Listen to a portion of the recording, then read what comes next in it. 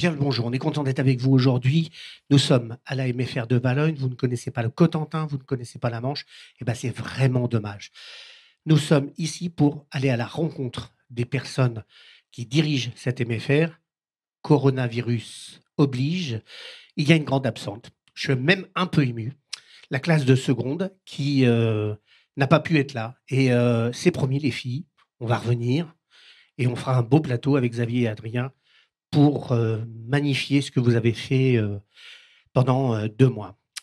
Maintenant, nous allons à la rencontre de belles personnes. Bien le bonjour, Madame la Présidente. Bonjour. Mais qui êtes-vous et c'est quoi une MFR? Bonjour, donc moi je m'appelle Valérie Malon, je suis la présidente de la maison familiale de Valognes. Je suis ancienne parent d'élèves, puisque ma fille a été scolarisée ici. La MFR est une association donc de bénévoles avant tout, et je suis rentrée au conseil d'administration en tant que maman d'une élève ici, voilà, qui n'est plus là, mais moi je suis toujours Combien là. d'années de présidence? Quelques années maintenant, 6, 7, je ne sais plus, je compte plus. Je ne sais Alors, plus au ça se juste. passe comment une MFR? Alors, c'est une association, il y a un conseil d'administration, Voilà. il y a une équipe dirigeante et de formatrices. Mais vous avez quel rôle, vous, en tant que présidente? On a un rôle donc de fédérer le conseil d'administration où toutes les décisions sont prises pour la gestion de l'établissement, pour le bon fonctionnement de l'établissement. Voilà. Quelle spécialité nous faisons à cette MFR? Donc ici, on reçoit des quatrièmes et des troisièmes et on a un bac pro service à la personne. Voilà. Et puis quelques formations à côté, comme la prépa apprentissage. Votre fille, elle est rentrée en quelle classe? Elle en est sortie quand et comment? Donc, Et elle fait quoi aujourd'hui? alors ma fille, elle a fait un bac pro service à la personne. Donc normalement en 3 ans, mais elle l'a fait en 5 ans parce qu'avant c'était un BEP, donc qui est passé en bac pro. Voilà. Elle a subi la Oui, c'est les, réforme, c'est voilà, les c'est un peu compliqué, organisations. voilà. Et donc elle a eu son bac et maintenant elle travaille dans un EHPAD. Quand elle parle de la MFR, elle l'évoque comment, votre fille? Oh, ben, c'est ce qui l'a créé, ce qui lui a permis de trouver sa voie et de trouver un emploi. Parce que la particularité des MFR, c'est qu'il y a beaucoup de stages Voilà. pour découvrir les différents métiers d'aide Ouais, à la personne. complètement. Ou, Quand elle est arrivée ici, elle ne savait pas du tout qu'elle finirait dans ce corps de métier. Oui. Enfin, elle n'était pas sûre d'elle. Ouais. bah, vous l'embrasserez de ma part. Enfin, Et puis j'aimerais bien la rencontrer sur un plateau télé. pourquoi Elle pas? viendra peut-être témoigner. Bien le bonjour, Madame la directrice. Bonjour. Vous êtes directrice, mais ça sert à quoi une directrice dans une MFR?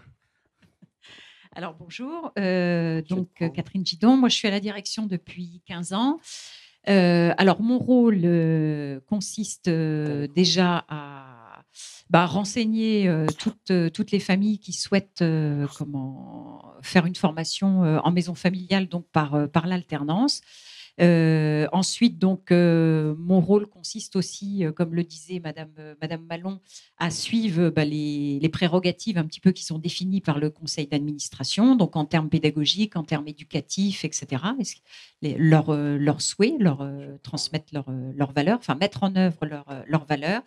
Et puis aussi, je dirais, de mettre tout en musique, c'est-à-dire d'organiser l'année, les plannings, les temps de travail de l'équipe salariée, puisque une maison familiale, donc à Valognes, c'est 17 salariés, donc avec un pôle à la pédagogie, de l'internat, donc une équipe à l'internat, et puis donc la restauration, ce qu'on peut appeler internat et restauration, donc la vie résidentielle.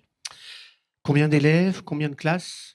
Alors, donc, on a entre 145 et 150 élèves tous les ans sur 7 classes, répartis sur 7 classes. Il y a une particularité quand même à la MFR. On aime les élèves, on les cajole un petit peu, Ouais. on les emmène dans une aventure professionnelle. C'est une marque de fabrique, ça. Tout à fait, oui. Donc, on a effectivement comme valeur principale d'aider l'élève qui peut être, et de l'accompagner effectivement dans sa vie professionnelle. Donc, c'est un accompagnement à la fois professionnel, mais aussi, je dirais, humain. C'est-à-dire qu'on va l'aider dans ses difficultés. Souvent, il a été malmené par le système scolaire classique. Donc, le but, c'est de lui redonner confiance, lui faire comprendre qu'il a de la valeur, Donc, cette valeur, ça va passer par justement la phase professionnelle où il va se découvrir des capacités. Voilà, il sait faire des choses, etc. Donc, il n'est pas si nul que ça, que ce qu'on avait bien voulu lui dire jusqu'à présent. Donc, voilà, toute l'équipe va être là pour l'accompagner, pour lui dire qu'il a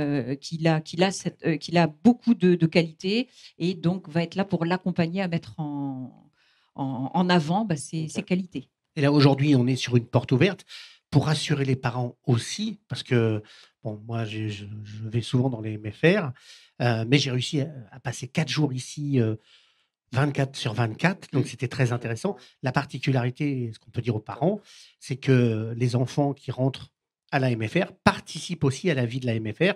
C'est-à-dire qu'ils ont les services, ils ont le nettoyage, ils ont la vie en collectivité qu'on n'a plus, en fait, dans une vraie vie aujourd'hui. C'est souvent maman qui fait tout, les enfants arrivent, ils n'ont pas l'habitude de mettre le pied à l'étrier. Et ça, c'est quand même, avec la maîtresse de maison, avec Claire, il y a une vie qui est rigolote. Oui, c'est vrai que quand on regarde ça d'un petit peu loin, ça peut paraître bizarre, mais c'est vrai que c'est une des valeurs des maisons familiales de travailler sur ce côté éducatif, c'est-à-dire de demander à l'élève de s'investir, voilà, sur des tâches ménagères, comme ça devrait être à la maison en fait, hein, mais que malheureusement il y a beaucoup de familles qui ont perdu ça. Donc nous, on remet ça au goût du jour et contrairement à ce qu'on pourrait penser, ça plaît énormément aux parents d'abord. C'est vrai qu'en premier lieu, les élèves ne sont pas forcément convaincus, mais les parents trouvent ça super. Et les jeunes, y adhèrent très, très facilement. Et j'ai vécu un soir où les 3e, 4e râlaient, de toute façon, hein, de principe, pour faire la vaisselle. Et il y avait une terminale qui disait « Mais non, mais c'est la vraie vie, c'est comme ça, quoi. » Et donc, on met les couverts ici, on met la vaisselle ici, et puis lave bien, parce que de toute façon, demain, sinon, tu vas manger dans une assiette sale. Exactement. Et c'est vrai que c'est une particularité que moi, j'apprécie, parce que j'aime la vie en collectivité, et c'est dans mes principes de vie.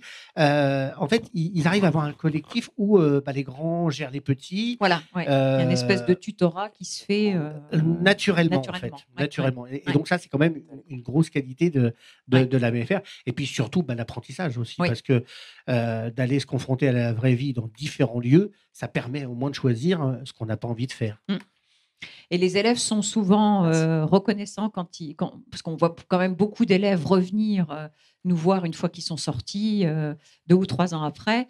Et leur discours, c'est quand même de nous dire c'était super la MFR parce que j'ai appris plein de choses, c'était sympa, il y a une bonne ambiance. On a vraiment une ambiance familiale, quoi. La maîtresse de maison, Claire, comme vous le disiez, voilà, c'est un peu même la surveillante de nuit, c'est les petites mamans qui vont gérer le soir au internat, on vient raconter ces petites histoires. On a tous à notre niveau une oreille attentive, quoi. On est à l'écoute des jeunes, quoi. Donc c'est vrai que ils ont tellement confiance en nous qu'ils arrivent à nous confier des choses, quoi. Ouais. Mesdames, je vous parlais de coronavirus. On me dit dans l'oreillette que j'ai un jeune, justement, qui vient d'être confiné. Et malheureusement, est-ce que, Adrien, vous êtes là en direct? Est-ce que vous pouvez me parler de votre chambre? C'est bon? Oui, allô? Ça va? Ouais, ça va. Alors, pourquoi vous êtes confiné et comment ça se fait? Parce que... ça, c'est la décision de toute façon du gouvernement de limiter un petit peu les problèmes à ce niveau-là. Donc après, je sais pas comment ça a été réfléchi. On n'a pas vraiment de date de reprise derrière. Quels sont vos symptômes? Parce qu'en fait, on voit sur Internet de tout. Il y a des crachats humides, il n'y en a pas. En fait, il faut boire du thé. Et vous faites quoi? Vous avez été chez le médecin? On vous a diagnostiqué ou pas encore? Pas encore. Pour l'instant, j'ai pas encore pu m'y rendre. Donc pour l'instant, je reste chez moi. Et c'est surtout de la fatigue, des courbatures, et puis un mélange entre la grippe et le rhume, en fait, tout simplement. Content d'être à la maison ou un peu déçu de ne pas continuer ses études? On est forcément déçus parce qu'on s'y attendait pas à ce moment-là, et puis on sait pas combien de temps ça va durer, donc on sait pas trop sur quoi tabler. Merci à vous d'avoir pris un peu de temps. Remettez-vous sous la couette et profitez de la chaleur et de la bienveillance de votre maman. Et on vous contacte directement et rapidement pour rentrer à la MFR. Il n'y a pas de souci. Bonne fin de journée à vous. Merci beaucoup, vous aussi. Mesdames, comment on gère en tant que présidente ou directrice ce coronavirus avec tous les aléas, Madame la Présidente? C'est un peu compliqué, comme pour tout le monde. On a été pris un peu au dépourvu sur cette décision d'avoir fermé l'établissement. Donc, c'est d'hier, c'est tout frais. Pour l'instant, on gère un peu heure par heure. Donc, ces portes ouvertes ont été très restreintes. Et puis, voilà, on attend surtout, je pense, aussi des décisions des fédérations, des mots d'ordre des fédérations, puisqu'on fonctionne en fédération, donc territoriale et régionale, et puis à l'Union. Donc, voilà, moi, personnellement, je suis un petit peu dans cette attente de directives qu'ils vont nous donner. On fait comment pour gérer ça avec l'équipe pédagogique? Donc lundi matin, donc on va se réunir tous, là, l'équipe pédagogique, pour mettre en place un plan d'action pour assurer la continuité des activités scolaires.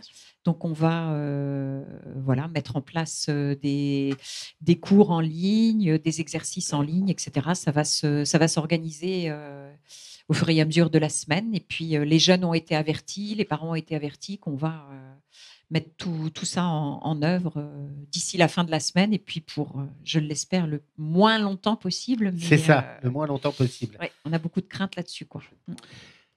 On est sur une porte ouverte. Il y a du monde qui a réservé des créneaux pour vous rencontrer. Ça se passe bien? Ah oui, très bien. Oui, les gens sont pas plus affolés que ça par le problème, et ils viennent. Voilà, ils trouvent leurs renseignements quand même. On essaye d'assurer. Merci beaucoup, mesdames, d'être venues. Merci. Ça s'est bien passé pour ce premier plateau? Parfait. Ça se fait Merci. bien? Oui. Parfait. Et ben voilà. On se retrouve, c'est promis, avec la classe de seconde de la MFR de Valognes très prochainement. C'est juste quelques jours, quelques semaines, mais moi je préférais quelques jours. On reviendra pour vous présenter les élèves, leur travail, et puis tout de suite, pour vous donner un avant-goût. Ça ne se passe pas comme ça à la MFR, mais eux, les élèves, ils ont voulu le mettre en image. C'est un fait, c'est promis. C'est parti, reportage.